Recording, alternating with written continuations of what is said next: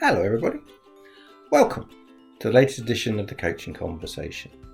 In this series, we're aiming to help business owners, business leaders, and fellow coaches by sharing our experience and the experience of our guests who've coached people all around the world in all of different sectors and industries that you can imagine. So, very little more to say other than do please now sit back, relax, and enjoy this edition, and look out for a special offer for our loyal audience at the end of the programme. Hello, everybody. Welcome to the latest edition of the Coaching Conversation. And today I'm joined by Bryce Batts, all the way from North Carolina, USA. And today, Bryce is going to share with us all of her experience of coaching women in leadership. Bryce, welcome to the Coaching Conversation, and perhaps introduce yourself to the audience and let us know how you got to be doing the work that you're doing now. Yes, thank you so much for having me. I'm excited to be here. I have worked in the AEC industry, which is architecture, engineering, and construction for almost 20 years now. And I don't think anyone sets out to be a recruiter. It's something you just fall into. And so I did that early in my career. I had just finished my MBA and I met a girl at school that was working for this small company. And she said, "You'd be great for this."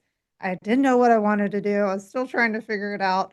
And so started working there at this small company based in Florida, and ended up working there for a really long time, and then left in early 22 to start my own company with one of my coworkers at the time, Career Collective. And that's what brought me to write the book, The Career Architect, because I felt like I was holding this tension for so long of what employers want and what employees want. And we saw a lot of changes of that during COVID. And then I have a podcast too, Wine After Work. And I started that, I guess, right after COVID, because like so many people, I was left with my own thoughts for way too long, trying to figure out what I want to do next. What a name for a podcast. Fantastic. So how did you find yourself focusing particularly on helping women in leadership? What got you to that part? So AEC is a very male dominated industry. And so I started to gain this passion for helping women rise and how we can not only have male advocates who will help us get to where we want to go, but how can we get more women in the industry? And then how can we get them into levels of leadership, not just at that, mid management level? How do we help them rise beyond that? And so that's something I started leaning into and coaching women. And honestly, we spend so much time at work. I want people to be happy at work and do something they love to do. So what would be a typical client, a typical coachee for you then, Bryce? Yeah, so I started coaching, got my certification after COVID, and that's when the podcast started. And I started talking to so many amazing women, first just in entrepreneurship, and then later within the AEC space. Um, and so just talking to different women about what they want and what they're looking for, and started talking to more and figuring out how I could help them. And then I brought the coaching into Career Collective. We do primarily recruiting here, but I was just talking to someone who's going to start coaching with me next week. And so it's incredible to be able to talk to these women inside the space and be able to help them beyond just finding a new job, because I feel like that's only part of it. Sometimes they don't know what they want to do next. Very rarely are our career paths linear, especially for women. They take time off for kids or to, help aging parents. And then, so helping them not only decide what they want to do next, but once they get into the job, helping them to elevate themselves, become a thought leader within the industry, and to continue to move up. And so, is there any particular organizations? And you mentioned AEC as a sector, but does the type of organization they're working in, or are they looking to work in, if you're coaching someone who's transferring employment, does the type of organization matter in all of this? Not really. We work inside the built environment. However, I have coached people who are also recruiters. I've coached women who, work in marketing, so different industries, but I would say AEC is my primary focus. And is it a situation where you're coaching women that are looking to transition between jobs or that are looking to develop careers within an existing organization? What's the majority of your client base? It really, kind of swings the gamut there. A lot of them are looking for a different job or they're wanting to step out on their own. And so they're trying to do their due diligence to make sure they can set themselves up in a way that makes sense. But oftentimes, and I would say almost always, they're in some sort of transition period where they're unhappy where they are and trying to figure out where they want to go next, whether that's a new role within the same company or an entirely new position. And do you coach them as individuals on a one-to-one basis? Is that the typical arrangement? I Right. do. Yeah. Yeah. Yeah. Typically over Zoom or something like that. Yeah. And how long would a coaching session last, and how many sessions typically would a coachee enjoy? Yeah, and maybe I'm out of the norm for this. I know a lot of coaches like to meet weekly for an hour at a time. I like to really implement things and give them space to take action on their own. So typically we'll meet for 30 minutes, but we communicate through email in between sessions. And I'll give them some bespoke homework or things to do in between. But I find that 30 minutes, we can really hit what we need to. And then it gives us each time, I can do some research on my end to help them move things along. And they're working on things on their own as well. And what are the typical challenges that you find that the coachees have? What are the sort of challenges that you're trying to help them navigate? Yeah.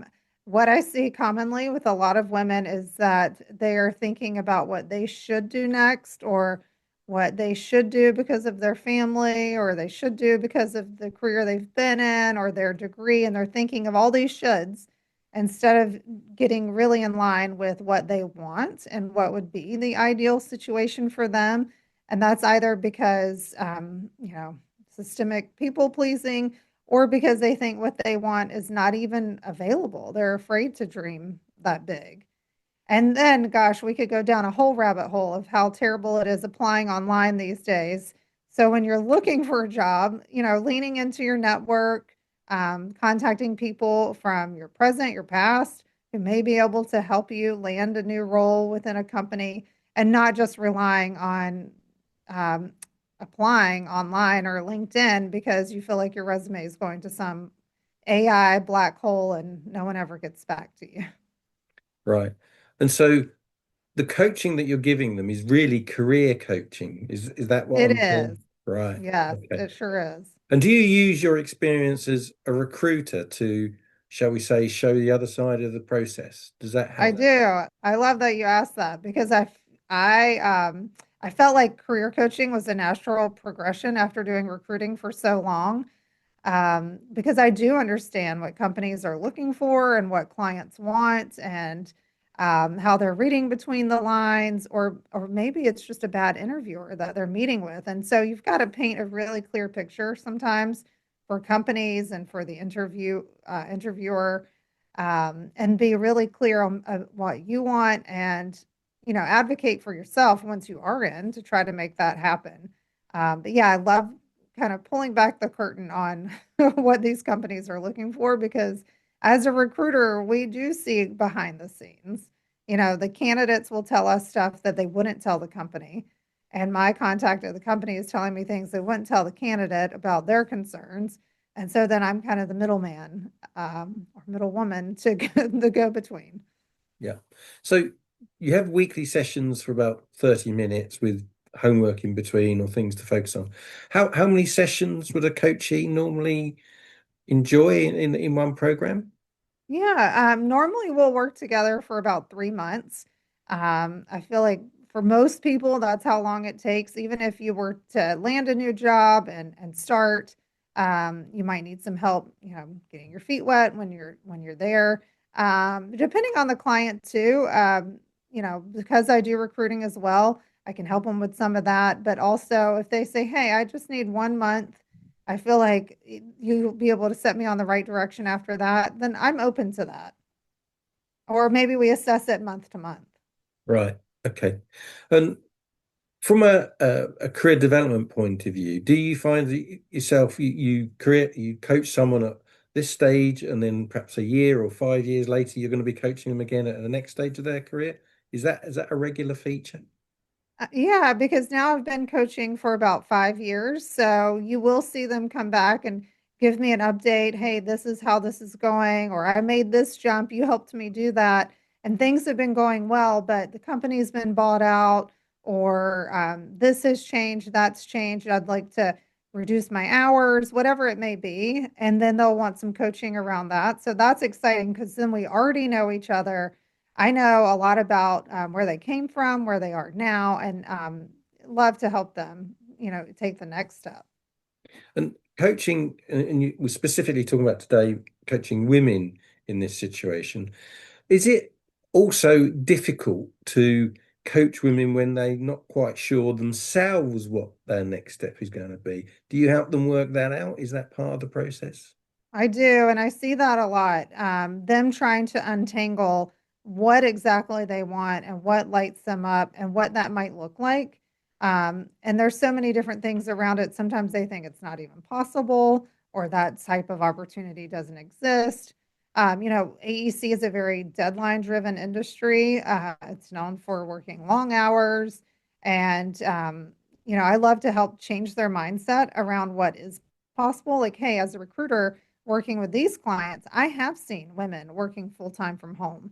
I have seen women working 4 days a week, or 30 hours a week, with a flex schedule, because they're still productive. They're helping the firm, and it's what you're desiring as well, or helping them get the maternity leave or the PTO that they want. Because it's not always about money, but those other intangibles too. So when you're first engaging with a new client, do you have any particular diagnostic tools that you use other than just plain coaching skills? Anything you specifically use to unlock the secrets? Yeah, I have a lot of questions I'll ask them in the coaching vein, of course. And then sometimes, depending on what they're looking for and what their struggle is, I may have them take some assessments.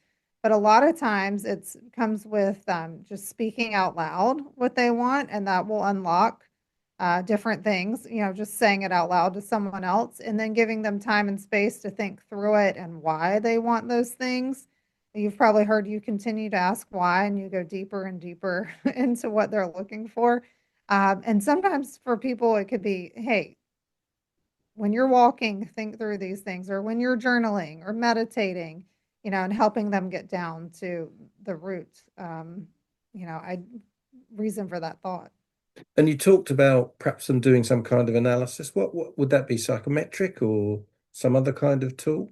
Yeah, I've been using Truity for a while, and they have different assessments. I love the Enneagram to know what people excel at and what their strengths are. But you've heard of Myers-Briggs and Strength Finders. So depending on what they're looking for, and then in my book too, I can use that as a tool because it's very applicable. Each chapter has questions at the end to help them think through what they want next and what they're looking for.